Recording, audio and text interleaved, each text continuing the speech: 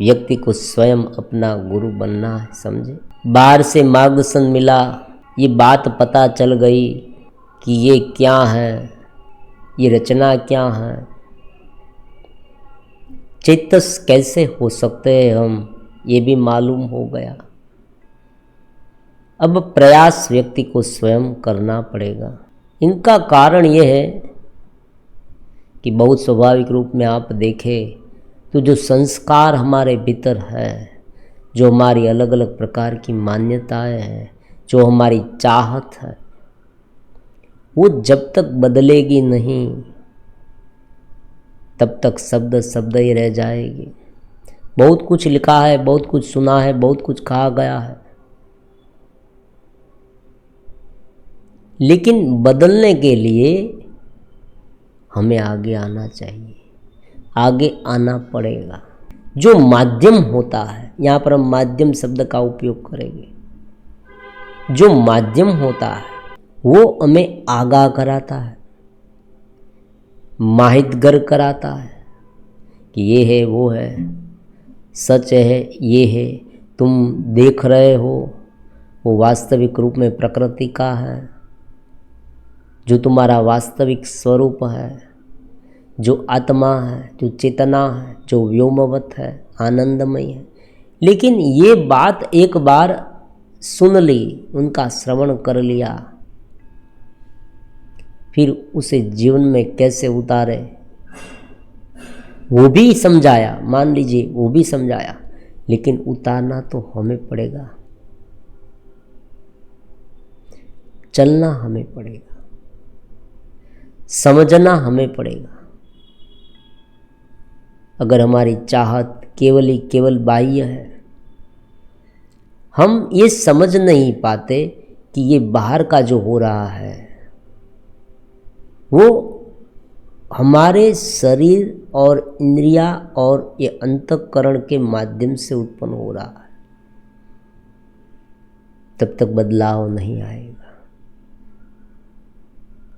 जब हम ये समझकर उसे इम्प्लीमेंट करेंगे, उसे आचरण में उतारेंगे, तब धीरे धीरे ये परिवर्तन आ सकता है। इसीलिए स्वयं जागना होगा कि अलग अलग प्रकार के बहुत सारे ख्याल होते हैं, सिद्धांत होते हैं, और व्यक्ति वहाँ पर उलझ जाता है। तब भी व्यक्ति को स्वयं अपने विवेक ज्ञान का उपयोग करके अपना मार्ग चुनना होता है। क्योंकि कभी कभी ऐसा हो जाता है, देखो समाज में, हमारे आसपास कभी कुछ ऐसा थमा दिया जाता है, कुछ ऐसे ही इन्फॉर्मेशन दी जाती है जिनकी वास्तविकता से कोई लेना देना नहीं है। और हर एक व्यक्ति ऐसा नहीं होता कि जिसने गहन ग्रंथों का अभ्यास किया हो, वो तो ये सच मान लेता है कि ये जो मैं सुन रहा हूँ वही सच है। जिसने अभ्यास किया है, थोड़ा बहुत शास्त्र पढ़ा है, साधनाएं की है, उसे मालूम है कि इसमें कितना दूध है और कितना पानी है। कोई मिलावटी दूध दे जाए और ये कह दे कि ये शुद्ध दूध है, ये हो सकता है। तो यहाँ पर व्यक्ति को स्वयं जागना होगा, व्यक्ति को स्वयं अपना गुरु बनना पड़ेगा। शास्त्र हमारे गुरु हो सकते हैं, कोई जीवंत व्यक्ति हो सकता है, लेकिन की एक हद होती है। उस हद से ऊपर व्यक्ति को स्वयं उठना पड़ेगा। बहुत स्वाभाविक बात आप देखें कि हम स्कूल में जाएंगे, टीचर हमें पढ़ाएंगे, लेकिन पढ़ना तो हमें पड़ेगा ना, सीखना हमें पड़ेगा। ऐसी बात नहीं होती कि वो सीखेगा और हमें सब कुछ पता चल जाए, वो खाना खाएगा, हमें तृप्ति मिल जाए, समझे। उसे ज्ञान है, उसने जाना है, उसे आनंद मिला है, वो परम चेतना से युक्त है, ये सब ठीक है। लेकिन सच्चा फायदा हमें कब होगा? जब उनसे प्रोत्साहन लेकर, प्रेरणा लेकर हम आगे बढ़ेंगे, हम स्वयं जानेंगे, हम स्वयं ये नृत्य से आनंद का अनुभव करेंगे। हम हमारी प्रवृत्तियों को समझकर देह भाव से रहित होकर, मतलब बाह्य अहंकार से रहित होकर करेंगे। वरना हमारे जीवन में तो इतनी उथल पुथल रहती है कि अगर कोई एक उथल पुथल के साथ भी जुड़ गए तो भी जो सारा ज्ञान सुना है, जो थोड़ी बहुत साधनाएं की है, वो भी चली जाएगी। हमने जाना, हमने समझा, सब कुछ हमने किया, लेकिन वो निरंतर हमें भीतर उतारना चाहिए। ये तो हमें करना पड़ेगा। तो आज का हमारा सूत्र है, स्वयं जागो, स्वयं अपने गुरु बनो। अगर स्वयं जागेंगे तो ही हमें इस ज्ञान की अनुभूति होगी, इस ध्यान की अनुभूति होगी, हमारा जीवन सुमधुर होगा। हम जीवन को पूरी तरह से जान पाएंगे कि ये क्या है। वरना कोई एक चीज पर उलझाव हो जाएगा, समझे। और आजकल यही होता है। देखे, अब देखो, जो व्यक्ति संसार में रहते हैं, कभी कभी ऐसे मैसेज मिलते हैं, कोई स्त्री अपने बच्चे से परेशान है, कोई स्त्री अपने पति से परेशान है, कोई पुरुष है वो अपनी पत्नी से परेशान है, अपने बच्चे से परेशान है, अपने व्यवसाय से परेशान है, कोई अपने साथी से परेशान है, कोई जो बिजनेस कर रहा है उसमें बहुत सारी दिक्कतें आती है, कोई सर्विस में उनका बॉस उसे तंग कर रहा है। ये सब बातें होती है। जीवन वास्तव में इसलिए कठिन होता है क्योंकि बहुत सारे लोगों की भागीदारी है, समझे। बहुत सारे लोग यहाँ हैं और परस्पर स्वार्थ होता है, स्वार्थ की मारामारी है। एक व्यक्ति को हमारे पास से क्या चाहिए, हमसे क्या चाहिए, अगर हम उसे पूरा न कर पाए तो व्यक्ति गुस्सा हो जाएगा। ये बात समझे।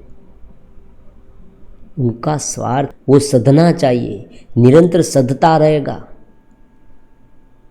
तो कोई दिक्कत नहीं। लेकिन जरा सी चूक पड़ी तो ये नहीं हो पा रहा है मेरी इच्छा के अनुसार, तो वो झगड़ा करेगा। तो यहाँ पर क्या करना है, स्वयं अपने गुरु बनना है। देखो, हर एक व्यक्ति का जीवन दो कैटेगरी में बांट देना चाहिए। एक विभाग बाह्य है, समझे, प्रकृति का। प्रकृति में निरंतर ये होता रहता है और होता ही रहेगा। पहले के ज़माने में भी ऐसा हुआ था, आज भी ऐसा हो रहा है और कल भी ऐसा ही होगा। हम जितने भीतर से ऊपर उठते हैं, समझे, उतना बाह्य जगत हमें रमत लगेगा। ये उनका सिद्धांत है, बस, दूसरा कोई सिद्धांत नहीं है। बन पड़े उतना करो। अगर आपका साथी, अगर आपका रिलेटिव्स, अगर आपके साथ रहने वाला, आपका करीबी परेशान कर रहा है, ऐसा वातावरण बन रहा है, समझे, आसपास का माहौल ऐसा है जो प्रतिकूल है, बिल्कुल प्रतिकूल है, तो उन पर ध्यान मत दे। जितना आपसे बन पड़े उतना करे, फिर उसे छोड़ दे, फिर उसे छोड़ दे। उनके बारे में बहुत ज़्यादा मत सोचे। जितना आप उनके बारे में सोचते जाएंगे उतनी समस्या गाढ़ी होती जाएगी, आपको तंग करती रहेगी। क्योंकि तब क्या होगा, समझे, समस्या सोच के रूप में तब्दील हो जाएगी और वो सोच आपको परेशान करने लगेगी। मान लीजिए कोई व्यक्ति लड़ाई करने वाला हो, कोई एक व्यक्ति आपका करीबी उल्टा सुल्टा बोलने वाला हो, आप उनसे डर जाते हैं। अब वो आए तो आए, कल आने वाला है, लेकिन क्या हुआ, आपने पूरी रात उनके बारे में सोच रखा, सोचते ही रहे, कि वो कल आएगा, ऐसा बोलेगा, वैसा बोलेगा, मैं उनको क्या जवाब दूंगा, क्या जवाब दूंगी। ये सोच सोच कर हम आधे पागल हो जाते और वो व्यक्ति का काम हो गया। देखो, इमोशन, जो व्यक्ति भावनात्मक होता है उसे परास्त करना बहुत आसान होता है। उनके दिमाग में कोई ऐसी चीज डाल दो, एक बार तुम उसे ऐसा कह दो, ये समझा दो कि तुम्हारे कारण ही मैं परेशान, तुमने ये गलती कर दी, तुम बेकार के हो, तुमसे कुछ नहीं हो पाएगा, तुम बोझ हो। अब देखो, ऐसे अलग अलग वाक्य से, ऐसे अलग अलग विचारों से अगर उसे भर दिया जाए तो व्यक्ति आधा डिप्रेशन में आ जाएगा। भावुक व्यक्ति, तो उस भावुक व्यक्ति को समझना चाहिए, अब समझे कि जगत ऐसा है, मेरी भावनाओं का गलत तरीके से वो इस्तेमाल कर रहा है। मैंने बहुत बार ऐसा देखा है कि जो इतने इमोशनल व्यक्ति है वो बहुत ज़्यादा दुखी होते हैं, क्योंकि वो छोटी छोटी बातों को पकड़ पकड़ कर रोने लगते हैं, अपने आप को गिल्ट भाव में डाल देते हैं। वो यही मानने लगते हैं कि सब दोष मेरा है और दुखी होने लगते हैं। इन सब से बाहर कैसे निकले, इन सब से बाहर कैसे निकले? डिप्रेशन, असंतोष, हताशा, चिंता, भय, उचाट, हीनता। देखो, कोई कोई व्यक्ति हीनता, मैं हीन हूँ, मैं निम्न हूँ, अपने आप को लघुता ग्रंथि से पीड़ित करते रहते हैं, मुझ में कुछ नहीं है, मैं कुछ नहीं कर पाऊँगा, मैं जीवन में बोझ हूँ, मैं संसार में बोझ हूँ, ये मानने लगते हैं। अब देखो, सामने वाला जो कुछ भी कहे, माहौल जो कुछ भी घटित हो, वातावरण जैसा भी हो, रिश्तेदार, करीबी, परिवारजन कुछ भी बोले, वो उनकी एक प्रकार की टेंडेंसी होती है। मैंने बहुत बार ऐसा देखा है, आप भी देखेंगे। अगर आप इस प्रकार से सोचना शुरू करेंगे तो आपको समझ में आ जाएगा कि सामने वाला जब आपसे बात कर रहा है तब वो कोई ना कोई एक घेरे से फंसा हुआ होता है, या अहंकार ने उसे पकड़ लिया होता है, या कोई बुद्धि से, देखो, कोई ट्रिक आजमाता है। वो बाद में कहता भी है अपने दोस्तों से कि देखो, इनको परास्त करना बहुत आसान है, इनको मनाना बहुत आसान है, थोड़ी सी इमोशनल बात कर दो, भावनात्मक बात कर दो, वो मान जाएगा, वो मान जाएगी। तो उनकी मनोवृत्ति को समझने की कोशिश करें। कोई व्यक्ति बोल रहा है तब उस बोल के शब्द पर ध्यान देने के बजाय वो जो बोल रहा है वो क्या शब्द बोल रहा है उन पर ध्यान मत दें। उनकी स्थिति को समझने की कोशिश करें, उनकी मनोवृत्ति को समझने की कोशिश करें, वास्तव में वो क्या चाहता है ये जानने की कोशिश करें, वास्तव में वो क्या चाहता है, आज तक उसने क्या किया है ये भी देखें। अगर वो यही करता आया है तो उनके शब्द पर ध्यान मत दे, समझे।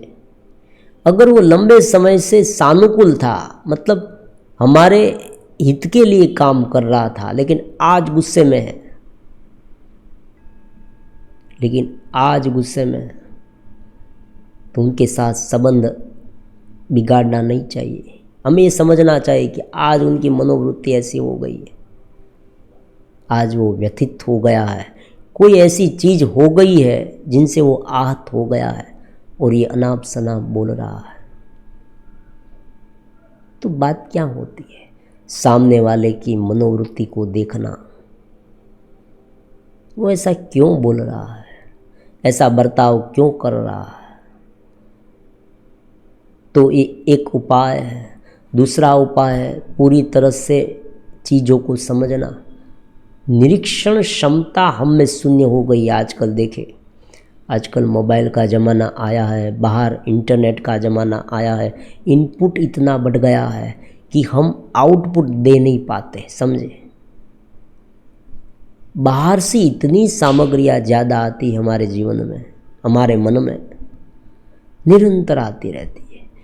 अभी हमने एक बात पर पूरा सोचा भी नहीं, देखा भी नहीं, निरीक्षण भी नहीं किया, उनके सूक्ष्म भावों को देखा भी नहीं, दूसरी बात आ गई, तीसरी बात आ गई। समय ही नहीं मिलता। इन्फॉर्मेशन इतनी ज़्यादा आती है कि उनका विश्लेषण करने की क्षमता हमें नहीं रहती, उनका समय हमें नहीं मिलता। खोखले मनोरंजन में हम पड़ जाते हैं। देखिए,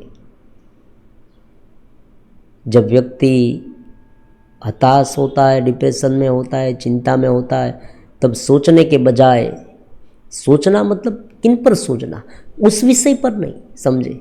ये बात बहुत महत्वपूर्ण है।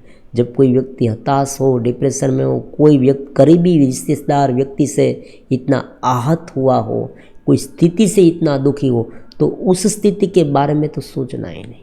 हमें समग्र घटनाक्रम क्या बना, सामने वाला व्यक्ति कौन है, कैसा है, उनकी क्या मनस्थिति हो सकती है, उनके बारे में सोचना है। हमारी स्थिति क्या है, वास्तविक रूप में मेरे जीवन में ये क्यों घट रहा है, ये सब मेरे भीतर कहाँ से आया है, ये ज्ञान, ये सब तात्विक रूप से देखना है। हमें वर्तमान स्थिति को, हमारी स्थिति को, उसके बोल को समझे और माहौल को पकड़कर नहीं सोचना है, वरना हम वहाँ ही आ जाएंगे जहाँ पहले थे, और ये सर्कुलेटिंग चलता रहेगा। ये विष चक्र है। उस चीज़ के बारे में हमने सोचा, दुखी हुए, फिर से उनके बारे में सोचा, दुखी हुए, फिर से उनके बारे में सोचा, दुखी हुए, फिर तो वो सोच ही हमारा दुख का कारण बन गई। वो तो कहकर चला गया, समझे, ऐसा होता है। वो तो चला गया, उसने हमें कह दिया जो उसे कहना था, और हो सकता है उनके मन में बाद में कुछ ना हो, ये भी हो सकता है। बहुत बार ऐसा हुआ है, सामने वाले व्यक्ति ने बहुत कुछ बोल दिया, लेकिन वास्तव में वो हमारे लिए ऐसा सोचता भी नहीं था। कोई आवेश आया, कोई ऐसी वृत्ति उत्पन्न हुई और उसने बोल दिया, कोई दबाव में आकर बोला, किसी चीज़ से आहत हुआ है, किसी घटना से, और उसने बोल दिया तो बोल दिया। फिर हम तो लंबे समय तक उसने जो बोला है उसको पकड़ पकड़ कर रोते रहे, दुखी होते रहे, और बहुत लंबे समय के बाद हमें ये सब पता चलता है कि अरे मैं खामखा इतना परेशान हुआ, वास्तव में ऐसा कुछ था ही नहीं, सामने वाले व्यक्ति के मन में ऐसा कुछ नहीं था। तो समय तो हमारे पास नहीं है, फिर भी समय निकाल कर निरीक्षण करना चाहिए। और ये निरीक्षण कैसा होना चाहिए, तात्विक होना चाहिए। इसीलिए बार बार तत्व ज्ञान पर ही बात कर रहे हैं, ध्यान पर बात कर रहे हैं, स्वचेतना पर बात कर रहे हैं कि व्यक्ति को स्वयं जागना होगा, स्वयं अपना गुरु बनना पड़ेगा। देखो, क्योंकि इतनी सारी परिस्थितियाँ अलग अलग होती है, इतने सारे लोग होते हैं, और इतने सारे दुख, दर्द, चिंता, हताशा, सब कुछ इतना सारा होता है, प्रश्न अनेक होते हैं।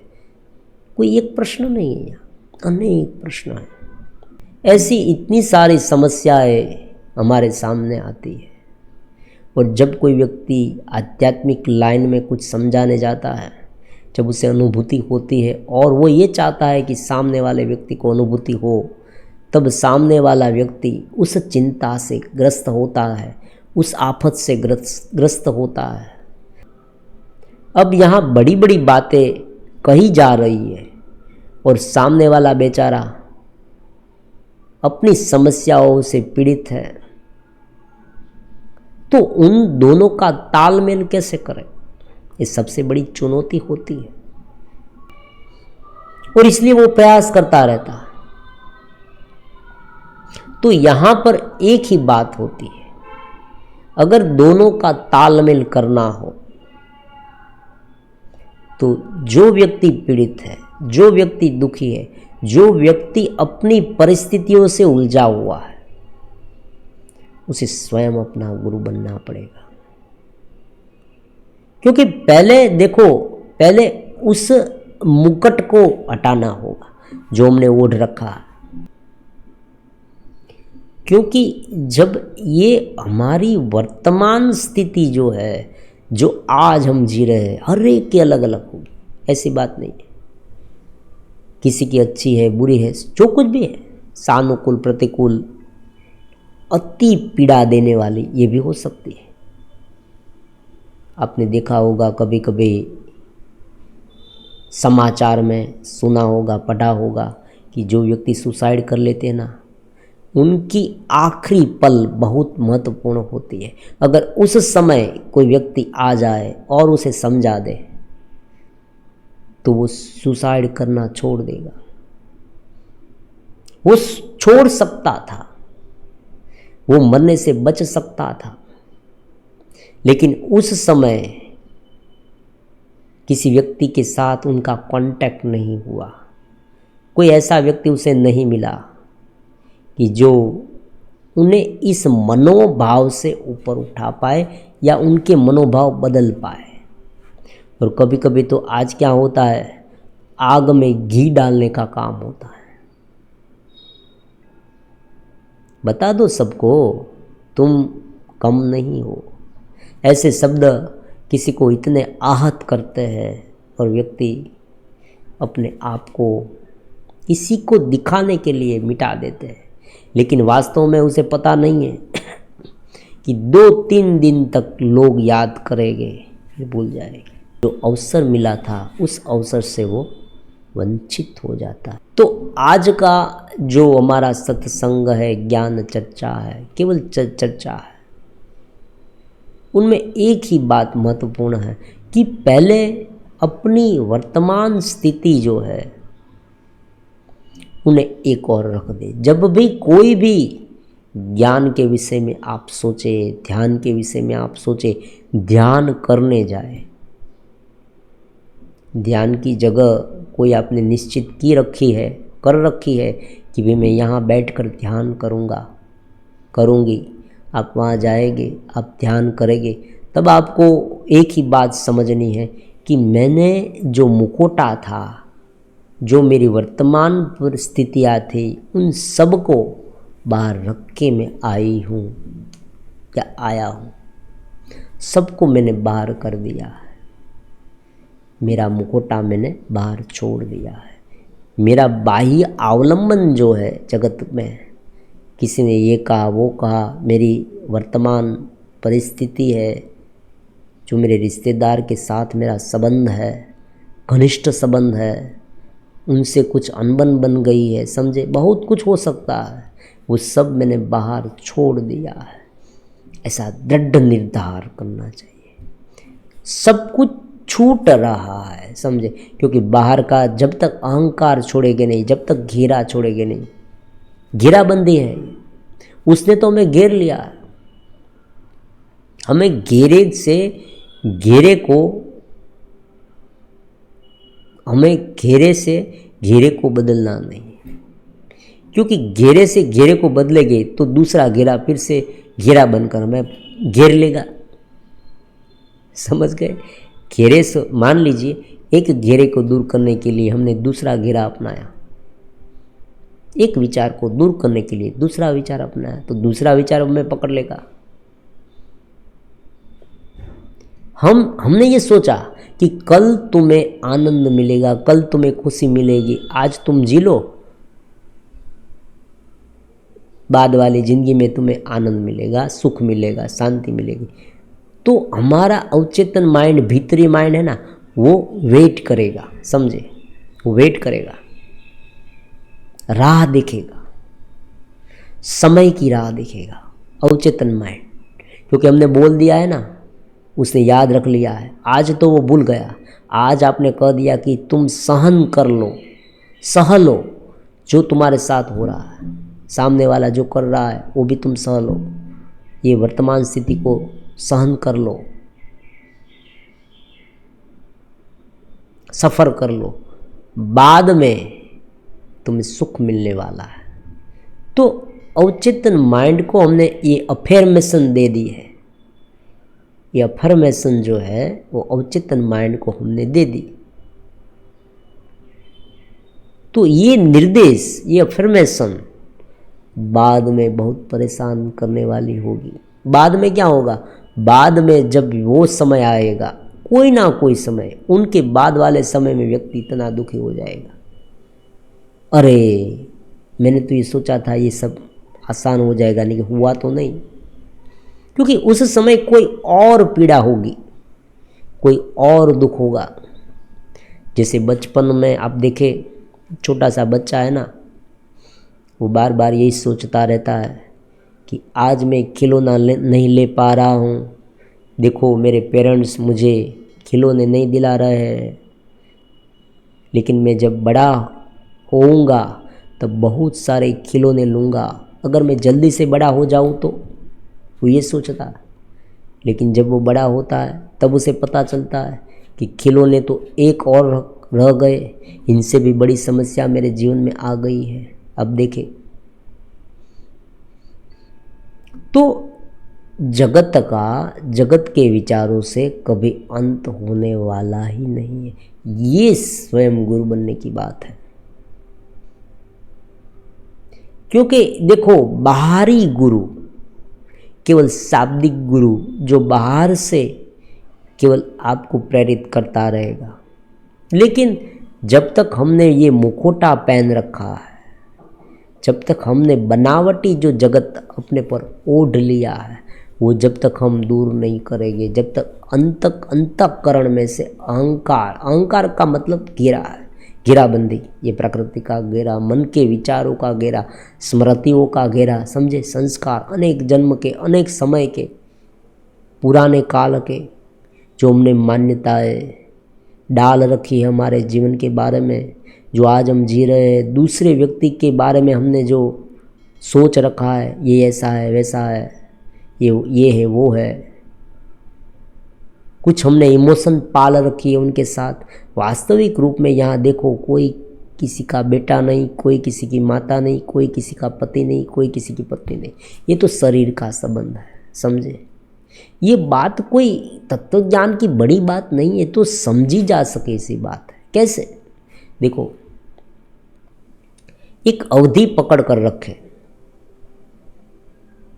सबसे पहले आप कब जन्मे थे वो एक कागज में लिखें, उनकी तारीख लिखें। मान लीजिए कोई व्यक्ति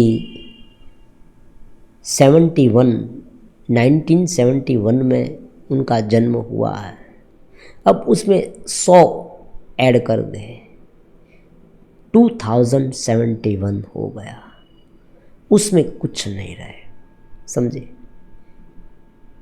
1971 से पहले कुछ नहीं था,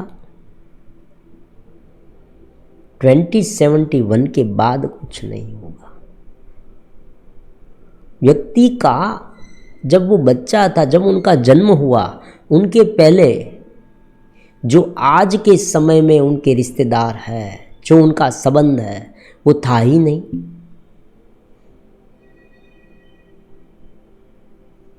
जो रिश्तेदार, जो माल मिलकत, जो धन संपत्ति, जो बीबी, बच्चे, बेटी, जो आप नाम दे अलग अलग, गर्लफ्रेंड, बॉयफ्रेंड, समझे, उनका प्रेमी जन, जो भी नाम दे, प्रेमिका, नाम अलग अलग हो सकते हैं। ये इस शरीर से आया है, समझे। शरीर को देखा तभी प्यार आया, समझे। जवान लड़की को देखा और प्यार आ गया।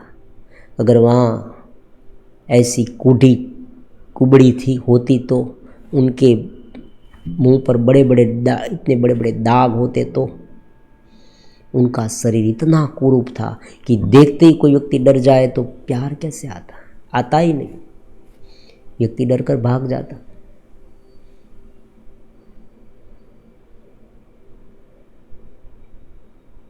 तो स्वाभाविक रूप में उसने उस शरीर को देखा, उसने इससे संबंध बांधे, उसने उनके बारे में सोचा, वो इस केमिकल जगत में फंस गया। ये केमिकल है पूरा, ये जगत, ये पूरा शरीर हमारा है ना, वो एक प्रकार का रासायनिक क्रिया है।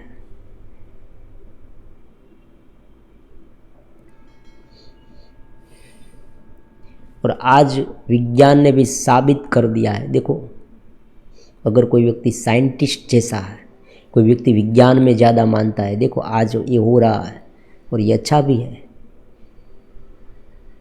व्यक्ति स्पिरिचुअल से ज़्यादा साइंस में विश्वास रखता है, तो भी ये बात सच है। क्योंकि शरीर जो हमारा है, उस शरीर फिजिकल बॉडी में जो हॉर्मोन्स होते हैं, उनके आधार पर ये सब होता है। ये कोई नई बात नहीं है। तो आप गूगल में खंगालेंगे तो भी पता चलेगा। और आजकल तो उनकी टैबलेट भी मिलती है। कोई एक व्यक्ति टैबलेट खा जाए, रोमांटिक बन जाए,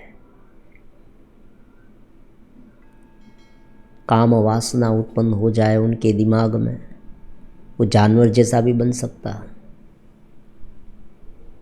कोई व्यक्ति गुस्से हो सकता है और कभी कभी ऐसी दवाइयाँ भी आ जाती है कि जो दवाइयाँ खा ले तो व्यक्ति को अच्छा महसूस होने लगता है। ये शराब क्या है? शराब में भी ऐसा होता है, व्यक्ति सब कुछ भूल जाता है। तो स्वाभाविक बात में ये जगत हमें लगता है उतना वास्तविक नहीं है। हमारी स्थिति हमें इतनी परेशान करने वाली दुनिया की सबसे ज़्यादा भयंकर स्थिति हमें लगती है, हमारी वर्तमान स्थिति। लेकिन अगर सर्वग्राहीता से उसे देखें, टोटालिटी से उसे देखें, तो समझ में आ जाएगा कि ये केवल एक छोटे से घेरे के साथ घट रहा है। ये केवल हमारे शरीर के साथ ही घट रहा है। ये हमारे बाह्य जीवन, हमारा बाह्य जीवन ही हमारा क्या है? बाह्य जीवन लेकर बैठ गए हम। बाह्य जीवन हमारा, हमारा जीवन हमारा। और ये कुछ नहीं है, ये निरंतर बदलता है। छोटा बच्चा है, 1 साल का बच्चा, आप कहेंगे वो ये सोचता रहता है कि मेरे खिलौने टूट गए, मुझे कौन ला के देगा। बाद में वो जब अगर उनका शूटिंग, आज तो हम शूटिंग सब कुछ उतारते हैं, शूटिंग वीडियोग्राफी बना लेते हैं। मोबाइल आजकल है, बहुत अच्छा है साधन मोबाइल से हम उनका पूरा वीडियो उतार लेते हैं उस बच्चे का। जब बच्चा बड़ा होगा ना, तब हम उसे दिखाएंगे, वो हंसने लगेगा, बहुत हंसेगा। देखो मैं क्या कर रहा था। तो जैसे ये बाल्यावस्था है, उसी तरह से युवा अवस्था है। कुछ हॉर्मोन्स हुए हैं तो ये सब हो गया है, ये सब हो रहा है। तो जब तक आप जगत को, अपनी वर्तमान स्थिति को तात्विक दृष्टि से नहीं देखेंगे, तब तक आप अपने गुरु नहीं बन पाएंगे। और हमें आपको ही गुरु बनाना है, स्वयं गुरु बनना है आपको। आप प्रत्येक स्थिति में अपने आप को तात्विक दृष्टि से देखकर चेतना से जुड़े, बस यही बात होती है। जीवन 1971 से पहले नहीं था, 2071 के बाद नहीं था, नहीं होगा। बीच में जो 100 साल है, ये 100 साल इसलिए लिए गए कि व्यक्ति, मान लीजिए व्यक्ति 100 साल तक जिया, मान लीजिए, लेकिन ये मुश्किल है। 100 साल तक जीना, तंदुरुस्त जीना तो बहुत मुश्किल है आज के ज़माने में। पहले के ज़माने में ये होता था, व्यक्ति जीवन भी जीता था 100 से अधिक, 100 साल से अधिक, और तंदुरुस्त भी रह पाता था। ऐसे बहुत सारे एग्जाम्पल भी हमारे सामने, हमें पता भी है कि हमारे दादा परदादा, नाना नानी इस तरह से जिए और आज जी रहे हैं, तंदुरुस्त है, वो अपना काम खुद कर रहे हैं। ऐसे एग्जाम्पल हमारे सामने होते हैं। बात केवल मानसिक है, समझे। जो घटनाएं घट रही है वो घटती ही रहेगी, घटती ही रहेगी। आप लाख प्रयास करें उसमें हाँ थोड़ी बहुत रिलीफ मिल सकती है। हाँ आपको करना है, ये बात है, जितना बन पड़े उतना करें, ये सूत्र याद रखें। तात्विक दृष्टि से देखें और जितना बन पड़े उतना करें। भगवान ने भी यही कहा है भगवद गीता में अर्जुन को। अर्जुन ने कहा कि हे प्रभु, ये क्या हो रहा है मेरे जीवन में, ये सब कौन है, ये तो मेरे अपने हैं, मेरे अपने रिलेटिव्स के साथ में युद्ध करूंगा, आपने सोचा भी कैसे। अर्जुन तो भगवान को कहने लगा कि आपने सोचा भी कैसे ऐसा, रोने लगा। अरे ये तो मेरे अपने हैं, जरा सोचो तो सही। तब भगवान ने पूरी तरह से उसे यही समझाया है। देखो दूसरे अध्याय को पूरी गहनता से समझेंगे तो यही बात निकल कर आएगी, समझ में आ जाएगा कि दूसरे अध्याय में भगवान ने तात्विक बात बताई है कि नहन्यते हन्यमाने शरीरे, ये शरीर का हनन होता है, शरीर का नाश होता है, लेकिन चेतना का नाश नहीं होता।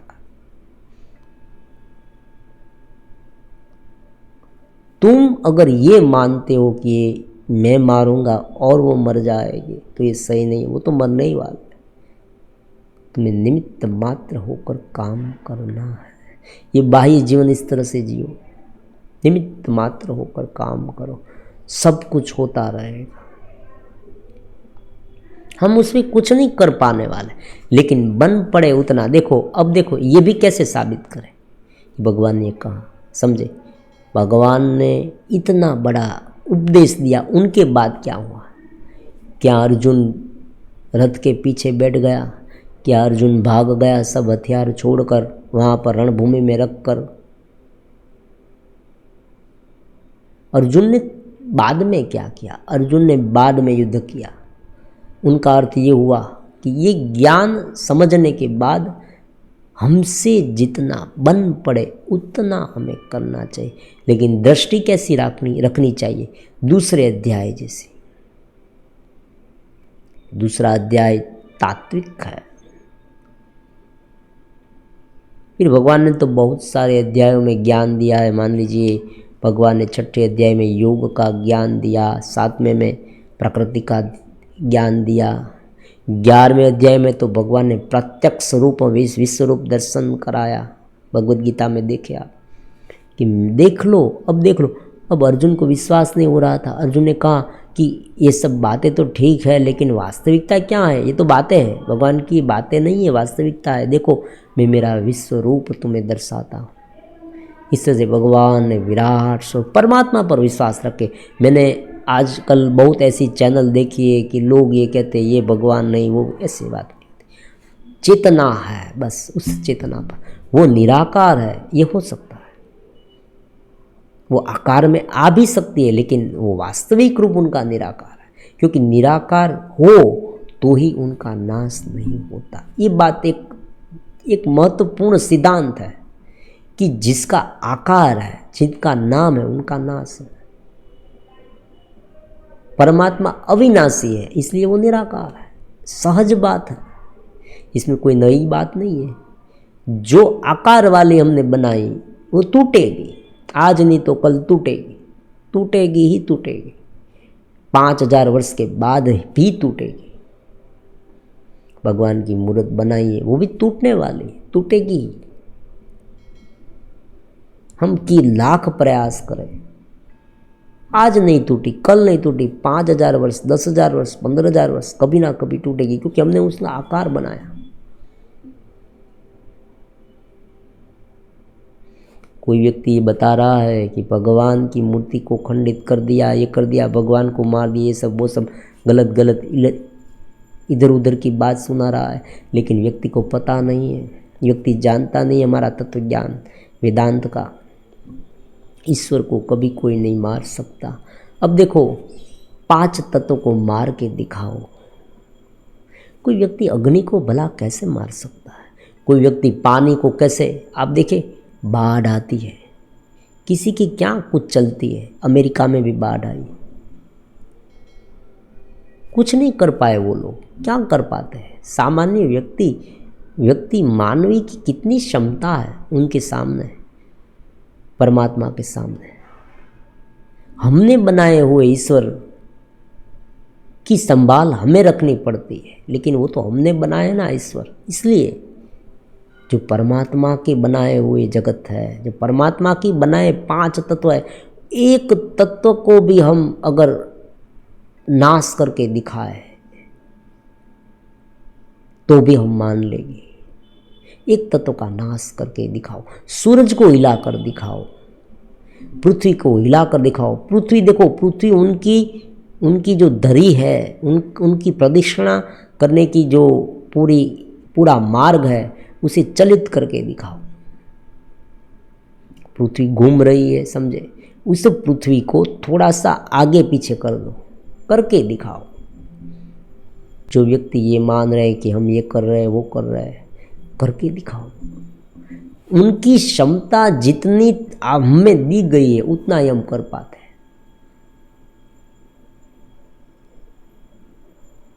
हम उड़ नहीं सकते। देखो समझे, कोई कहता है अभी प्लेन में बैठ सकते, वो तो बाह्य है ना, तुम स्वयं उड़ नहीं सकते। जितनी क्षमता हमें दी गई है उतना ही हम कर पाते हैं।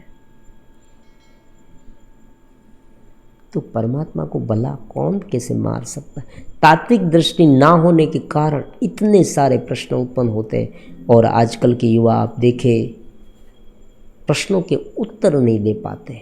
कोई व्यक्ति उसे पूछता है, ये सब पूछता है, तुम्हारे भगवान तो ऐसे वैसे, ये हो गया उनके साथ, वो हो गया, देखो ये बांग्लादेश, ये सब बहुत प्रश्न उठते हैं आज, आप सुनते होंगे। चिंता मत कीजिए, उसे पता नहीं है वास्तविकता का, उसे ज्ञान नहीं। वास्तविकता क्या है? वास्तविकता ये है कि पंच महाभूत तत्व उनके बनाए गए, उनमें से उत्पन्न हुए हैं, और उनका नाश एक बार कर दो तो हम माने कि भगवान का नाश तुमने कर दिया। पहले हम पूजते थे ना, सूर्य की पूजा करते थे, हम आर्य है, सूर्य की पूजा करते थे, पृथ्वी की पूजा करते थे, 5 तत्वों को हम मानते थे पहले, समझे, आर्य थे, इसलिए हम अजय रहते थे। आज हम इतने कभी कभी दुखी इसलिए हो जाते हैं, कभी कभी अपने आप को निर्बल इसलिए मानते हैं क्योंकि हम ये मानते हैं कि ये भगवान जो है वो हमने बनाए और वो भगवान हमारी रक्षा नहीं करते, ये मानने लगे। 5 तत्व जो है, 5 तत्व पंचीकरण से जगत बनाए, 5 तत्व में से कोई भी एक तत्व को मार के दिखाओ,